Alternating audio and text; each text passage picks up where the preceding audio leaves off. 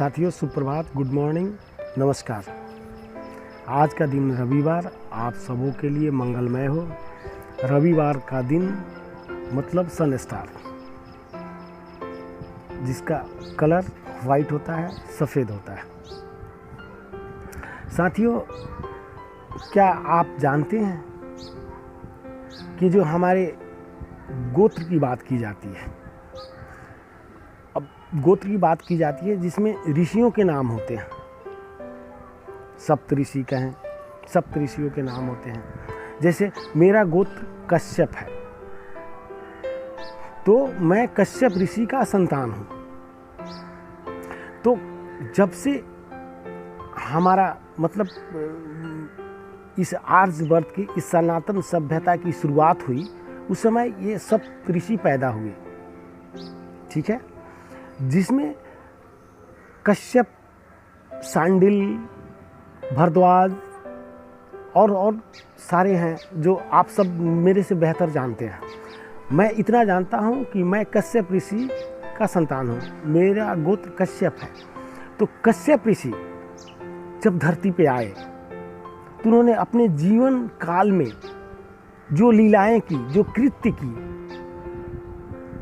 अब उनका physical body नहीं रहा, लेकिन वो संस्कार जिसे आज हमारे पीढ़ियों तक आ रहा है, उसे मैं डीएनए समझता हूँ।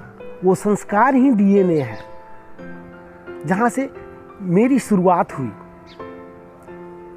इस हिसाब से कश्यप ऋषि ने मेरे सबसे पहले पूर्वज हुए, उसके बाद सभी लोग। और दोस्तों, एक बात मैं अपने अंदर की बताऊं, मैं माता पिता को ही देवता मानता हूं। अब पूछिए क्यों? अब कश्यप ऋषि के हम संतान हैं, हम मतलब मैं अपनी बातें करता हूं। तो कश्यप ऋषि के संतान हम, मेरे पिताजी के पिताजी, फिर मेरे पिताजी के पिताजी, इस तरह से एक चयन हुआ। उनके ही हम लोग वंशज हैं, उनका ही डीएनए हमारे अंदर है।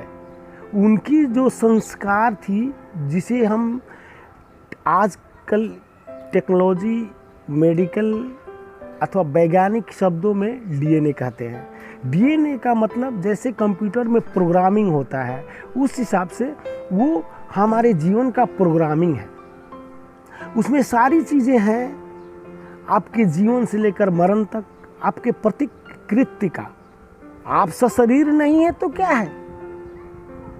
अब मान लो कि मैं नहीं रहूं, लेकिन मैंने ये जो वीडियो बनाए, वो तो एक पेन ड्राइव में, एक छोटे से चिप्स में कैद हो गए। वही तो डीएनए है। ये जो मेरे संस्कार हुए, ये चलते रहे, फिजिकल बॉडी नहीं रही। तो उस तरह से वो संस्कार, वो डीएनए है, वो हमारा डीएनए है, वो हमारे संस्कार। ध्यान रहे, मैं एटम की बात करता हूँ, मैं अणु की बात करता हूँ, मैं और किसी चीज़ की बात नहीं करता हूँ। मैं सबसे सूक्ष्म तत्व की बात करता हूँ, जो मेरा मानना वही ईश्वर तत्व है। जैसे तिल में तेल तो नहीं देखता, लेकिन एक छोटे से तेल के बीज में, तिल के बीज में तेल होता है।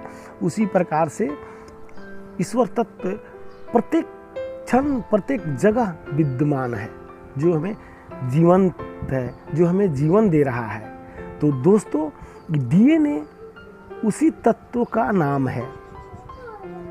उसी में आपके जीवन की सारे लीलाएं समाहित है, उसी में आपके जीवन की सारे प्रोग्रामिंग हो रखी है।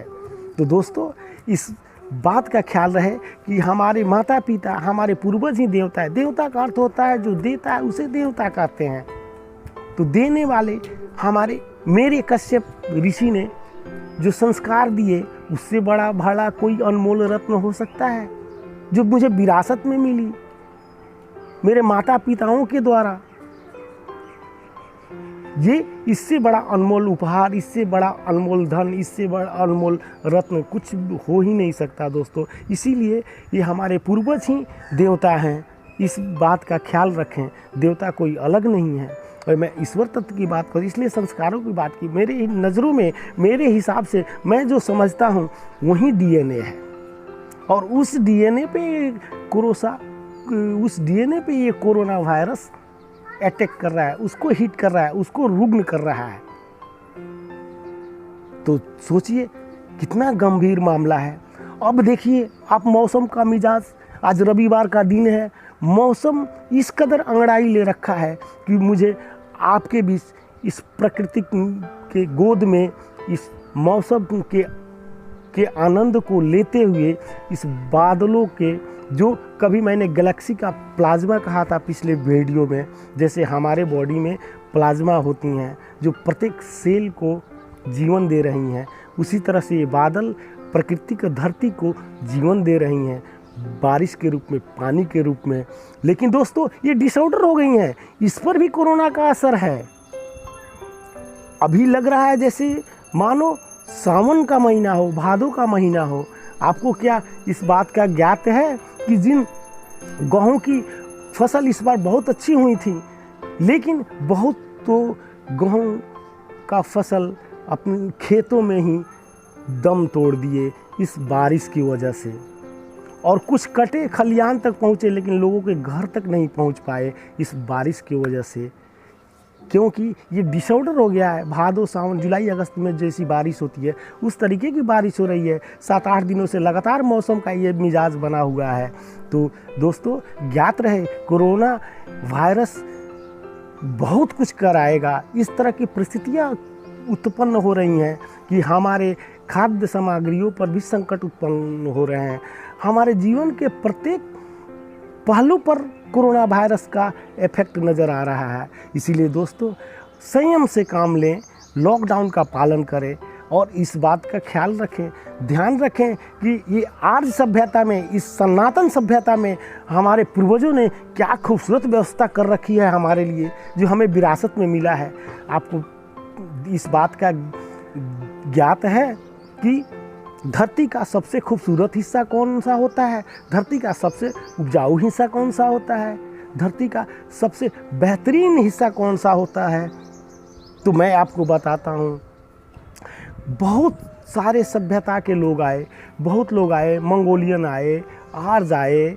इन लोगों, सभी लोगों ने क्या किया? किसी ने पहाड़ का रुख कर लिया, किसी ने पठार का रुख कर लिया, किसी ने खनिज का रुख कर लिया, किसी ने तराई का रुख कर लिया, और वहीं से उनका जीवन चलने लगा। उनकी दिनचर्या वहीं से शुरू हो गई, उनकी रोजी रोटी उसी जगह से मिलने लगी। लेकिन हमारे आर्यावर्त के लोग, हमारे आर्य लोगों ने क्या किया? उसी जगह को चुना जहाँ पर धान की खेती होती है। आपको भी इस बात का पता है कि धान की खेती कहाँ होती है? धान की खेती वहीं होती है जहाँ चारे मौसमों का सामंजस्य होता है। वहाँ जीवन सबसे बेहतरीन प्रकृति के गोद को फलीभूत होता है। आपको क्या पता है कि ये धान की जहाँ खेती होती है वहाँ गर्मी भी होता है, वहाँ बारिश भी होती है, वहाँ जाड़े का मौसम भी होता है, और वहाँ बसंत ऋतु भी होती है। इन चारों ऋतुओं का समागम होता है। ऐसा बहुत कम पृथ्वी के हिस्से में देखने को मिलता है। इसलिए बंधुओं, धान की खेती वहीं होती है जहाँ के मौसम प्रकृति सभी अनुकूल हैं। तो इसलिए है ना ये आश्चर्य की बात, ये है ना हमारे आज हमारे पूर्वजों के द्वारा दिए हुए अनमोल विरासत की बात। क्या आप कभी इसे नेगलेक्ट कर सकते हैं? इसे इनकार कर सकते हैं? नहीं कर सकते, क्योंकि इससे बड़ा विरासत इस ब्रह्मांड में और कुछ भी नहीं। तो ये धन्य है हमारे पूर्वज जो हमें धरती के इस अहम और सबसे मूल्यवान हिस्से में जन्म हुआ। इसका मैं सौभाग्य अपने आप को प्राप्त करता हूँ। इसलिए दोस्तों ख्याल रहे, धान की खेती वहीं होती है जो दुनिया का सबसे खूबसूरत और बेहतरीन हिस्सा है। हाँ तो दोस्तों, ये मेरे पूर्वजों ने ही आपके पूर्वजों ने ही, हम सभी के पूर्वजों ने ही इस खूबसूरत से धरती को चुना। और मैं आज सनातन की बात करता हूँ, इसलिए सिर्फ मेरे पूर्वजों की बात नहीं है, आज ही में मेरे पूर्वज हैं, यानी आपके भी पूर्वज हैं। उन सभी की बात करता हूँ। इसी के साथ आज विराम लेता हूँ दोस्तों। कल तक के लिए फिर मुझे विदा दीजिए। कल सोमवार को नए उत्साह के साथ मिलूँगा। तब तक के लिए धन्यवाद। आज का दिन आप लोगों के लिए मंगलमय हो।